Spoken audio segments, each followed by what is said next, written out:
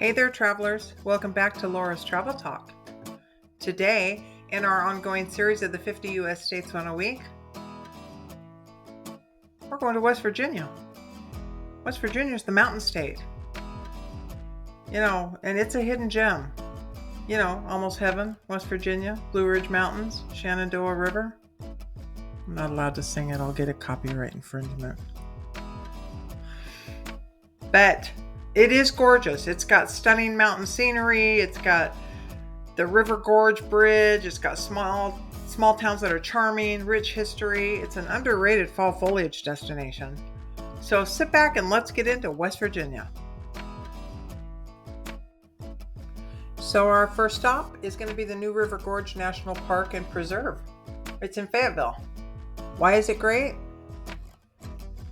Well, it's America's newest national park, but it features one of the oldest rivers on the continent. I don't know what took so long. Winding through a dramatic gorge. The new River Gorge is an engineering marvel, and it hosts Bridge Day, where people can base jump from it. Not for me. So my travel tip would be, for the best views, hike the Endless Wall Trail or Long Point Trail. Visit on October for fall foliage at its peak. I mean, these trails are unbelievable. The waterfalls are gorgeous. It's a lot. And then just 2 hours east is the Cass Scenic Railroad State Park, which has these old railroad cars. And you can go on tours and go on rides, 1 hour, 2 hour, 5 hour round trip. Just depends on what your choice is. I think that's fantastic. Plus, they do some in the winter, which I just think looks like a postcard. That is gorgeous. Get out and enjoy New River Gorge National Park and Cass Scenic Railroad. So our next stop is the Seneca Rocks Overlook Trail. It's rock climbing and mountain views. Why is it great? I don't know. Isn't that picture enough? Holy cow. The panoramic views from the summit are worth every step. It's a jagged rock formation, and lots of climbers and hikers go up here. Look at that. That's just gorgeous, peeping up out through all that fall foliage. My travel tip would be to hike to the top. It is steep, but it's manageable. Not to me, it's not. It's about a 3-mile round trip. But don't forget to bring a camera, because those views are breathtaking. Well, our next stop is Charleston, West Virginia, which is the state capital. What makes it great? Well, it's a small but vibrant capital city. It's got this gold-domed state capitol, riverfront parks, and growing art and food scene. That gold dome is beautiful. My travel tip would be visit the Capitol Market. It's a former train station. It's turned into an indoor-outdoor marketplace. Take a Capitol tour. And, you can see the marble interiors, that beautiful gold dome, and the inside of that Capitol building. Get out to Charleston. So our next stop is going to be Harpers Ferry, West Virginia, where history meets nature. So Harpers Ferry is a picturesque 19th century town where the Potomac and the Shenandoah rivers meet. And it's best known for John Brown's raid on Harpers Ferry.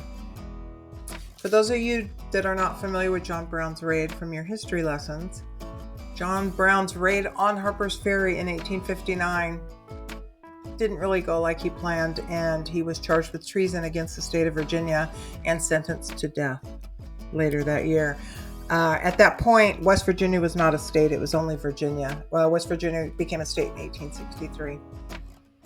So I put a link in the comments in case you want to look up John Brown's raid on Harpers Ferry.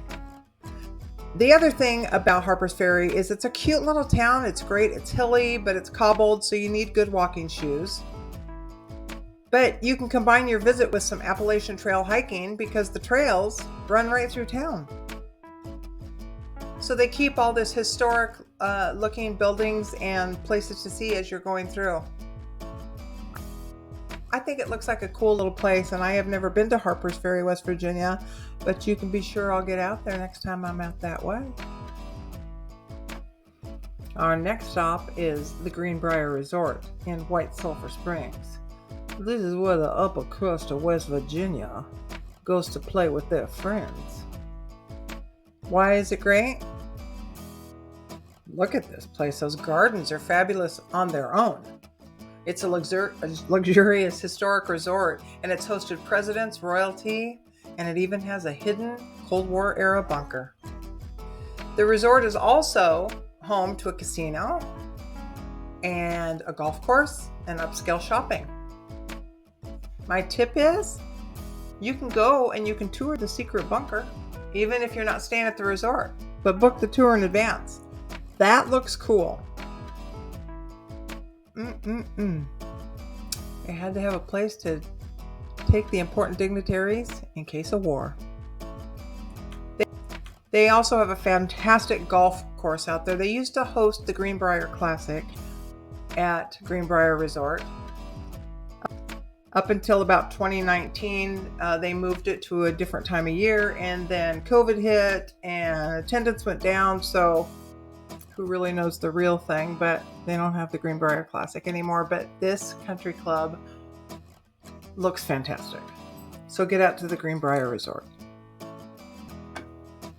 Well, I always like to touch on some of the local foods while I'm in a spot. So in West Virginia, some of the foods you need to try: pepperoni rolls down there on the bottom left. That looks fantastic. It's just the bread and the pepperoni and the cheese. What goes wrong with that? And then in the middle bottom there you have ramps, which are wild Appalachian leeks or wild Appalachian onions, some people call them. But they come into season, and then you pick them and they put them in omelets and potatoes and soup and potatoes, like leek and potato soup. They're delicious. Plus they have, whole festivals dedicated to them. And then, of course, you got to have the southern staple, served sausage and gravy. Yummy. And then on the top left there, we have some apple butter. They also have apple butter festivals there in Berkeley Springs. Apple butter is so good on some toast or biscuits. And then my favorite on the top right there is fried green tomatoes. That is so good. If you've never had fried green tomatoes, you're missing out. I'm telling you, it is delicious. And of course, what would West Virginia be without looking at their fabulous, watch this, hold my beer. That's from a good friend of mine, Mr. Carson in North Carolina. And then, lastly, you gotta have moonshine. There's places to taste different flavors of moonshine all over the place, and it is strong. It'll put some hair on your chest. That's good stuff. Well, I want to thank you for watching as usual. I can't do it without you, and I love putting up these 50 different states, and we're getting down to it. I think we've put up about 37 or 38. So thanks for joining. And some of the tips for going to West Virginia, I'd say bring hiking shoes, because everywhere you go there's a scenic walk or somewhere to climb. The River Gorge, the mountains, the jagged hiking trails. Also plan for cell dead zones, because you're in a lot of mountainous area, so you don't always have good signals. And check the seasons, because spring and fall are the most gorgeous, and you can go out there and do some fall foliage tours that aren't quite as crowded as New Hampshire, Vermont, up in that area. And then, drive the country roads like the song says, because if you have not been through a drive in the Blue Ridge Mountains, West Virginia. Oh, okay. But drive those country roads, those Highland Scenic Highway and all of that stuff. That's all part of the magic. It is breathtaking out there. And consider staying in a cabin out there. There's a lot of cozy cabins with mountain views, and you just book it for the weekend and have a good time. I say get out to West Virginia, folks. You're missing out. So please leave me some comments. I love to get the feedback, and I need lots of it so I can finish my challenge with YouTube. Please subscribe and join me twice a week for the videos that I post. And in the meantime, don't drink too much moonshine. It's never a good idea.